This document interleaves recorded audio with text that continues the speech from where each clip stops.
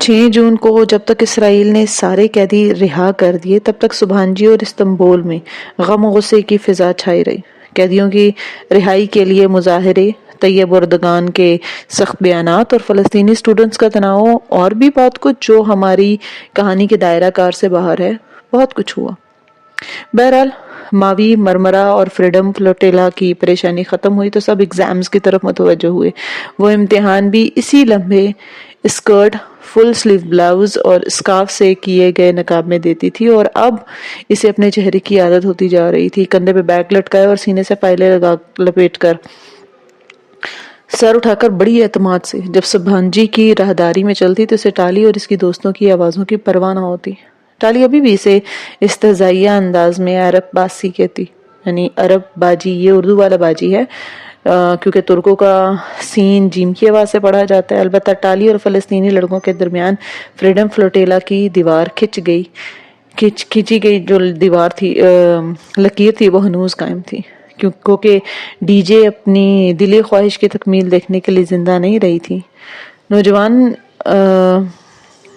آزاد ہو چکے تھے 9 جون کو جب ان کے امتحان ختم ہوئے تو الوداعی دعوتوں کا آغاز ہو گیا۔ 50 ممالک کے ایکسچینج اسٹوڈنٹس میں سے کچھ آخری مہینے میں دوسرے ممالک جا رہے تھے جبکہ کچھ ترکی میں ہی رہ رہے تھے، اور عائشہ کے پاس بیوقدہ جانا چاہتے تھے مگر وہاں عبد الرحمن تھا اور ابھی کافی تو اسے یاد ہو گئی تھی، وہ بدلہ بھی لے گا مگر اسے پرواہ نہیں تھی۔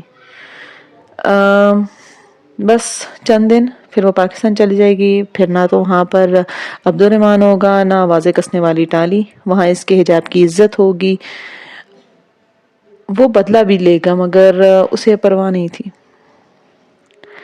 پہلی دفعہ اسے تایا فرقان کے نظریات بہت برے نہیں لگ رہے تھے، وہ ٹھیک ہی ارم پر روک ٹوک کرتے تھے، ابا اور تایا کتنے خوش ہوں گے نا اس کے حجاب پر، مگر نہیں، اسے ان کی خوشی سے فرق نہیں پڑنا چاہیے، وہ کسی کی ستائش کے لیے تو نہیں یہ سب کر رہی نا، ستائش کے لیے تو کوئی اگر حجاب لے تو جلدی چھوڑ دے گا کیونکہ وہ کام وہ اپنی مرضی سے نہیں کر رہا، اور وہ کام ہوتا ہی نہیں ہے جس میں ریاکاری ہو سکے۔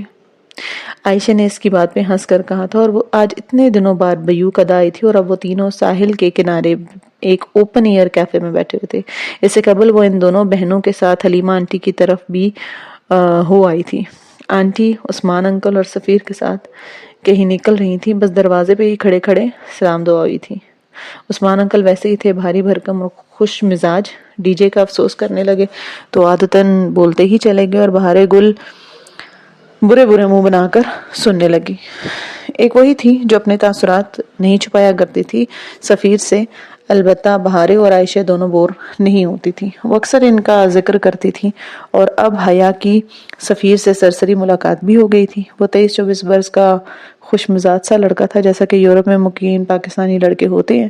اس کی شادی اس کے والدین زبردستی پاکستان میں کرنے کے خواہش تھے، اور یہ قصہ بہارے اتنی دفعہ سنا چکی تھی کہ حیا کے لیے وہ اہمیت کھو چکا تھا۔ اب وہ دونوں باپ بیٹا ہوٹل گرینڈ میں کام کرتے تھے، اور اس 10 منٹ کی ملاقات میں چند ایک بار سفیر کے لبوں سے عبد الرحمن بھائی ضرور نکلا تھا، وہی ستائش، فخر سے نام لینے کا انداز جو ان دونوں بہنوں کا بھی خاصا تھا۔ پتہ نہیں ان سب کو عبد الرحمن میں نظر کیا آتا تھا۔ جانے سے قبل اس نے سوچا کہ عثمان شبیر سے پوچھ لے کہ جہاز میں انہوں نے اگلی نشستوں میں بیٹھی ترک عورتوں کو کیا حق کہا تھا کہ وہ خفگی سے واپس مڑ گئی تھی، مگر پھر اس نے جانے دیا۔ بعض باتیں ادھوری ہی رہے تو اچھی ہوتی ہیں، بہتر ہوتا ہے، اور ریاکاری کی ایک پہچان پتہ ہے کیا ہوتی ہے؟ حیا۔ عائشہ بول رہی تھی۔ بعض دفعہ بندے کو خود بھی معلوم نہیں ہوتا کہ وہ دکھاوا کر رہا ہے، مگر ایسے کام کی پہچان یہ ہوتی ہے کہ اللہ تعالیٰ اس پر کسی ثابت قدمی نہیں عطا کرتا انسان کو۔ ساحل کے کنارے پر سیاحوں کا رش تھا، بیوقدہ استنبول والوں کا مری تھا۔ موسم گرما شروع ہوتے ہی سیاحوں کا رش بڑھ جاتا تھا۔ بھورے سرمئی بادلوں والے پروں والے سمندری بگلے بھی ساحل کی پٹی کے ساتھ ساتھ اڑ رہے تھے۔ بہارے کے ساتھ عائشہ دونوں نے ہاتھ میں روٹی لی ہوئی تھی اور وہ اس کے ٹکڑے کر کے بگلوں کی طرف اچھال رہے تھے۔ ایک ٹکڑا بھی زمین پر نہیں گرتا، بگلے فضا میں ہی اسے اپنی چونچ میں دبا لیتے۔ ثابت قدمی واقعی مشکل ہوتی ہے عائشہ، میرے ساتھ اسٹوڈنٹس اکثر مجھ پر آوازیں کس کر پوچھتی ہیں کہ میں نے اس بڑے سے اسکارف کے اندر کیا چھپا رکھا ہے؟ تم آگے سے کہا کرو خودکش بم دھماکہ، بم چھپا رکھا ہے میں نے۔ بہارے نے اس کی طرف گردن جھکا کر بیزاری سے کہا تھا، مگر اس کی بہن نے سن لیا تھا۔ بہت بری بات ہے بہارے۔ عائشہ نے خفگی سے اسے دیکھا۔ جب اچھی لڑکیاں کوئی فضول بات سنتی ہیں نا تو اسے بڑے باوقار طریقے سے نظر انداز کر دیتی ہیں۔ بہارے نے اتنی ہی خفگی سے سر جھٹکا اور روٹی کے ٹکڑے توڑنے لگی۔ خیر ہے بہارے، بس جولائی میں واپس چلی جاؤں گی اور وہاں نہ ترک حکومت کی سختی ہوگی نہ اسرائیلی طعنے ہوں گے۔ میں ادھر پوری آزادی کے ساتھ حجاب لے سکوں گی۔ ضرور، مگر خندق کی جنگ میں ایک بنو قریظہ مل ہی جاتا ہے حیا۔ مطلب تم نے کبھی سوچا ہے حیا کہ آیت حجاب سورہ احزاب میں ہی کیوں نازل ہوئی؟ اس نے ذہن پر زور دیا اور سر نفی میں ہلا دیا۔ شاید اس لیے کہ یہ حکم غزوہ احزاب کے قریب ہی اترا تھا۔ یہ تو سب کو نظر آتا ہے نا حیا، میں تمہیں وہ سمجھاؤں جو سب کو نظر نہیں آتا؟ یقین کرو یہ گتھی تمہارے پزل باکس کی پہلیوں سے زیادہ دلچسپ معلوم ہوگی۔ اب حیا نے لاشعوری طور پر کرسی ذرا آگے بڑھا لی تھی۔ بہارے برے برے منہ بناتی روٹی کے ٹکڑے اچھال رہی تھی۔ وہ بول نہیں سکتی تھی کہ عائشہ سن لے گی، اور سب کے سامنے وہ ہمیشہ عائشہ کی وفادار رہتی تھی، لیکن ان میں سے ایک قدیم لوک کہانی میں پڑھا تھا کہ مرمرہ کے بگلے ان کہی باتیں بھی سن لیتے ہیں۔ سو اس نے دل ہی دل میں ان پھڑپھڑاتے بگلوں کو مخاطب کیا۔ عبد الرحمن ٹھیک کہتا ہے، میری بہن کو لیکچر دینے کے علاوہ کچھ نہیں آتا۔ کیا تم نے سنا جو میں نے کہا؟ اللہ چاہتا تو کسی اور صورت میں بھی یہ حکم نازل کر سکتا تھا، پھر اس نے سورہ احزاب کا نام کچھ اور رکھ دیتا، مگر یہاں یہی نام کیوں اور یہی حجاب کا ذکر کیوں؟ ایک چھوٹے بگلے نے فضا میں ہی بہارے کا پھینکا ٹکڑا اچکا اور پھڑپھڑاتے ہوئے اڑ گیا۔ بہارے نے گردن اٹھا کر اسے اوپر اڑتے دیکھا کہ اس نے سنا جو میں اس سے کہہ رہی تھی۔ تمہیں پتہ ہے احزاب کہتے ہیں گروہوں کو، اور غزوہ احزاب دراصل غزوہ خندق کا دوسرا نام ہے۔ مجھے معلوم ہے کہ تم یہ سارا واقعہ جانتی ہو کہ کس طرح مسلمانوں نے خندق کھودی، مگر پھر بھی میں تمہیں یہ درودات دعائیں دوبارہ سنانا چاہتی ہوں۔ میری بہن حیا کو بور کر رہی ہے، مگر عبد الرحمن یہاں ہوتا تو یہی کہتا۔ کیا تم نے اب سنا؟ مگر بگلے بس روٹی چونچوں میں دبا کر اڑ جاتے۔ تمہیں پتہ ہے مدینے میں یہود کے ساتھ مومنین کا معاہدہ کیا تھا؟ معاہدہ یہ تھا کہ مدینہ میں حملہ ہوا تو مل کر دفاع کریں گے، مگر یہود تو پھر یہود ہوتے ہیں نا۔ بنو قریظہ یہود کے گروہ نے اہل مکہ سمیت کئی گروہوں کو جا جا کر اکسایا کہ مدینے پہ حملہ کریں، اور ان کے ساتھ ہی یوں جب سارے گروہوں نے لشکر کی صورت میں مدینے کے باہر پڑاؤ ڈالا نا تو بنی قریظہ آپ کا اعتماد توڑ کر گروہوں کے ساتھ جا ملا۔ عائشہ سانس لینے کو رکی۔ بہارے بگلوں کو بھول کر روٹی توڑنا چھوڑ کر عائشہ کو دیکھ رہی تھی۔ تب مسلمانوں نے نا اپنے دشمن کے گروہوں کے درمیان ایک لمبی بہت گہری خندق کھودی۔ سردی اور بھوک کی تکلیف واحد تکلیف نہیں تھی، اصل اذیت کسی حلیف کے دھوکہ دینے کی ہوتی ہے۔ باہر والے تو دشمن ہوتے ہیں، مگر جب کوئی اپنا بیچ میں جنگ میں چھوڑ کر چلا جائے نا تو تکلیف بہت زیادہ ہوتی ہے۔ اس لیے جب وہ گروہ محاصرے سے تنگ آ کر ایک عرصے بعد واپس چلے گئے اور بنو قریظہ خوف کے مارے اپنے قلعوں میں چھپ گئے تو ان کو یہ سزا ملی کہ بنو قریظہ کے ایک ایک مرد کو چن چن کر مارا گیا، گو کہ یہ اللہ کا حکم تھا۔ میں تمہیں یہ کہانی کیوں سنا رہی ہوں جانتی ہو؟ کیوں؟ کیونکہ حجاب پہنا جنگ خندق کو دعوت دینا ہے۔ گروہوں کی جنگ میں حجابی لڑکی کو دل پہ پتھر باندھ کر اپنے گرد خندق کھودنا پڑتی ہے، اتنی گہری کہ کوئی پاٹنے کی جرت نہ کر سکے، پھر اسے اس خندق کے پار محصور ہونا پڑتا ہے۔ اس جنگ میں اصل دشمن اہل مکہ نہیں ہوتے، بلکہ اصل تکلیف بنو قریظہ سے ملتی ہے۔ یہ جنگ ہوتی ہی بنو قریظہ سے ہے، اور خندق کی جنگ کبھی بھی بنو قریظہ کے بغیر وجود میں نہیں آئی تھی۔ عائشہ خاموش ہوئی تو کوئی سحر سا ٹوٹا تھا۔ حیا نے سمجھ کر سر ہلایا۔ قرآن کی پہلی جو ہے وہ زیادہ دلچسپ ہوتی ہے۔ تم ٹھیک کہہ رہی ہو، مگر شکر ہے میری فیملی حجاب کی بہت بڑی حامی ہے۔ میرا ان سے ساری زندگی نقطہ اختلاف ہی یہ رہا۔ ہو سکتا ہے کہ تمہاری اس جنگ میں کوئی بنو قریظہ نہ ہو، اللہ ایسا ہی کرے۔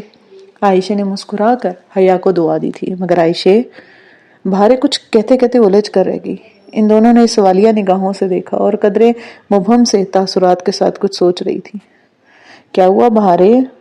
کچھ نہیں، بہارے سنبھل کر مسکرائی۔ اسے حیا کے سامنے عائشہ کا ہمیشہ وفادار رہنا تھا، لیکن بعد میں تنہائی میں وہ اسے بتائے گی کہ اس نے ابھی پوری پہلی حل نہیں کی، وہ حجاب کی پزل میں کچھ مس کر گئی ہے، وہ اصل نتیجہ نہیں جان سکی تھی، اور وہ تو کتنے سامنے کی بات تھی نا۔ بہارے نے ذرا غور سے دیکھا تو اس کی سمجھ میں آ گیا۔ اس نے دل ہی دل میں وہ بات بگلو سے کہی، کیا تم نے اب سنا؟ کیا تم نے سنا؟ قریب ہی ساحل پہ پھدکتے بگلے نے ریت میں کچھ ڈھونڈنے کے لیے گردن جھکائی۔ کیا یہ اس بات کا اشارہ تھا؟ بہار گل سمجھ نہیں پائی تھی۔ امتحانات کا موسم ختم ہوا تو الوداعی دعوتوں کا سلسلہ شروع ہوا۔ اسٹوڈنٹس نے اب مہینے کی سیاحت کے لیے روانہ ہونا تھا۔ سبحانجی میں ایک دفعہ پھر سے وہی مال چھا گیا جو اسپرنگ بریک سے پہلے تھا۔ روانگی کی تیاریاں، پیکنگ، آخری شاپنگز، نقشے، گائیڈ بکس، صرف وہی تھی جس نے ابھی تک کوئی حتمی فیصلہ نہیں کیا تھا کہ اسے کیا کرنا ہے۔ اس رات اس کے ڈورم میں پوٹلک ڈنر تھا۔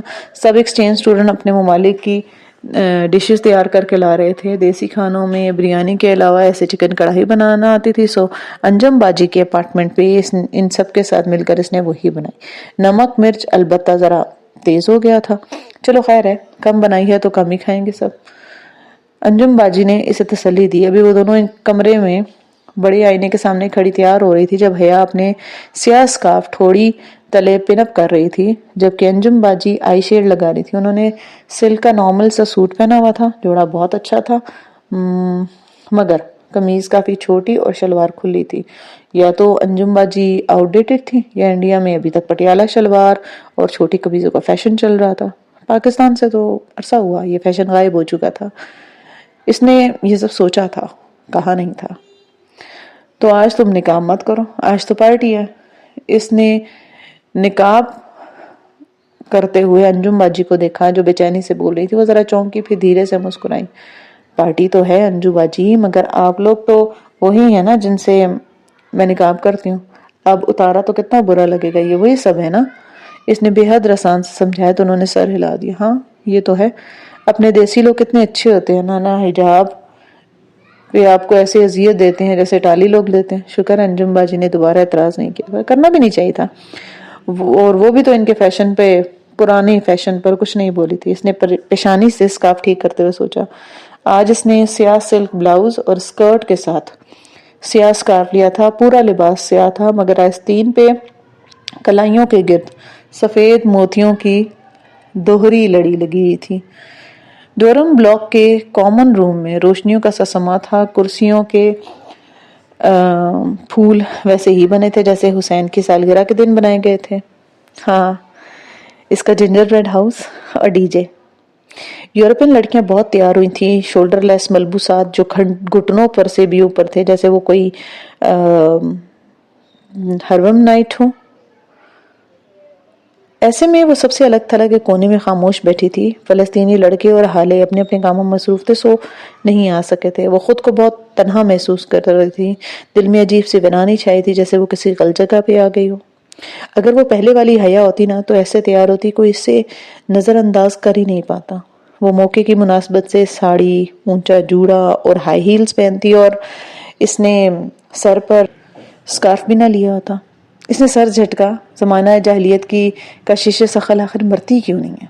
وہ کیوں بار بار کھینچتی رہتی ہے؟ حالانکہ وہ قطعاً واپس اس دور میں نہیں لوٹنا چاہتی، وہ تو اس پہاڑی پہ قدم با قدم اوپر چڑھنا چاہتی ہے۔ پھر اب وہ نیچے کیوں دیکھ رہی ہے؟ نیچے تو ایک کھائی ہے نا۔ کھانا شروع ہو گیا تھا۔ اسٹوڈنٹس ہنستے مسکراتے باتیں کرتے پلیٹیں لیے ادھر ادھر گھوم رہے تھے۔ ٹالی اپنی ڈش اٹھائی لے آئی تھی، پتہ نہیں گوشت اور گاجر کا کیا ملغوبہ تھا جس کا وہ ایک بہت ہی مشکل سا عبرانی نام لے رہی تھی۔ اس نے بہت خوش دلی سے حیا کے آگے ڈش کی تو حیا نے شکریہ کہتے ذرا سا پلیٹ میں ڈال لیا۔ ٹالی مسکرا کر آگے بڑھ گئی۔ حیا نے تمام سوچوں کو ذہن سے جھٹکتے کانٹے میں گوشت کا ٹکڑا پھنسایا اور پھر ایک دم ٹھہر گئی۔ وہ تو نقاب میں بیٹھی تھی، نقاب کے ساتھ وہ کیسے کھا سکتی ہے؟ اسے کیوں یہ بھول گیا تھا کہ وہ نقاب میں نہیں کھا سکتی؟ اس نے بے حد بے بسی سے ارد گرد دیکھا، کوئی اس کی طرف متوجہ نہیں تھے، مگر وہاں بہت سارے لڑکے تھے۔ وہ نقاب تو اتار نہیں سکتی تھی، کم از کم ٹالی کے اس ملغوبے کے لیے تو بالکل بھی نہیں۔ سو اس نے بے دلی سے کانٹا پلیٹ میں رکھا، دل کی ویرانی بڑھ گئی۔ اتنے سارے ایک جیسے لوگوں میں ایک مختلف سی لڑکی پتہ نہیں کہاں سے آ گئی تھی. وہ ان سب میں خود کو مسفٹ محسوس کر رہی تھی، اجنبی، ایلین، کسی اور دنیا کے سے تعلق رکھنے والی. یہ اس کی دنیا نہیں تھی. آگے پاکستان میں بھی تو دعوتیں اور تقریبات ہوتی ہیں نا، وہ تو ادھر بھی مسفٹ لڑکی گئی. یوں اس لبادے میں خود کو لپیٹے الگ تھلگ خاموش سی. لوگ تو اسے پاگل کہیں گے نا، اسے اجنبی کہیں گے. اسے لوگوں کی باتوں سے فرق نہیں پڑتا تھا، مگر اس کو اس سارے منظر میں بہت اجنبی اجنبی سا لگ رہا تھا. وہ جیسے انگریزی میں کہتے ہیں نا آڈ ون آؤٹ، وہ وہی بن چکی تھی. گھٹن بڑھ گئی تھی. اسے لگ رہا تھا کہ اگر کچھ مزید دیر بیٹھی رہی تو وہ رو دے گی. اسے یہاں سے کہیں دور چلے جانا چاہیے، کسی جنگل میں جہاں وہ اجنبی نہ ہو. وہ تیزی سے اٹھی اور دروازے کی طرف بڑھی.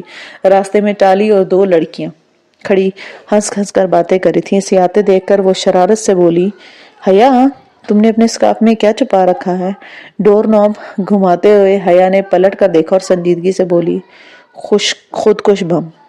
کیا دکھاؤں؟ ٹالی کی مسکراہٹ غائب ہو گئی تھی. وہ اس کے سنبھلنے کا انتظار کیے بغیر باہر نکل گئی تھی. اپنے ڈورم میں آ کر اس نے زور سے دروازہ بند کیا اور پھر دروازے سے کمر ٹکائے، آنکھیں بند کیے، تیز تیز سانس لینے لگی. چند ثانیے بعد اس نے آنکھیں کھولی. کمرہ خالی تھا. چاروں ڈبل سٹوری بنکس نفاست سے بنے پڑے تھے اور وہ اسی طرح زمین سے دروازے سے لگی زمین پر بیٹھتی گئی. اسکارف کی پن نوچ کر اتاری اور اسے اپنی میز کی طرف اچھالا. وہ کرسی پہ جا گرا اور ایک پلو لٹکتا ہوا زمین کو چھونے لگا. وہ اسے اٹھانے کے لیے نہیں اٹھی، بس نم آنکھوں سے اسے دیکھتی رہی. وہ تو کبھی محفل کی جان ہوا کرتی تھی نا، اتنی سحر انگیز کہ اسے کوئی نظر انداز نہیں کر سکتا تھا. پھر وہ سب ایک دم کیسے اجنبی بن گئے تھے اس کے لیے.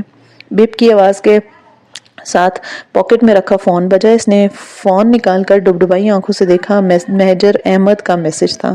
کیسی ہیں آپ؟ بس 3 الفاظ. وجدان کا تعلق تھا، خیال کا رشتہ تھا، کیا تھا وہ نہیں جانتی. مجھے جنت کے ان پتوں نے دنیا والوں کے لیے بہت اجنبی بنا دیا میجر احمد. پیغام چلا گیا تھا. آنسو اسی طرح روانی سے اس کے چہرے پر سے لڑکتے رہے. اسے پرانی زندگی یاد آ رہی تھی. اسے نئی زندگی مشکل لگ رہی تھی. احزاب کی جنگ کی طرح یہ خندق تو بہت گہری، بہت تاریک تھی. اس میں تو دم گھٹتا تھا. وہ کیسے اس پہ قائم رہے گی؟ احمد کا جواب آیا اور اس نے پیغام کھولا. اللہ کے رسول صلی اللہ علیہ وآلہ وسلم نے فرمایا ہے، اسلام شروع میں اجنبی تھا، عنقریب یہ پھر اجنبی ہو جائے گا. اور سلام ہو ان اجنبیوں پر. اسکرین پہ ٹپ ٹپ اس کے آنسو بہنے لگے اور اللہ، اس نے بے اختیار دونوں ہاتھوں سے سر ہاتھوں کے درمیان گرا لیا. وہ کیوں نہیں سمجھی کہ یہی اجنبی پن تو اسلام تھا؟ ایسی ہی تو ہوتی ہیں اچھی لڑکیاں، عام لڑکیوں سے الگ، منفرد، مختلف. وہ دنیا میں گم، بے فکری سے کہکے لگاتی، کپڑے، جوتوں، ڈراموں میں مگن لڑکیوں جیسی تو نہیں ہوتی نا. اجنبیت ہی ان کی شناخت ہوتی ہے. وہ ساحل کی کیچڑ پہ چمکنے والی الگ سا موتی ہوتے ہیں، اجنبی موتی.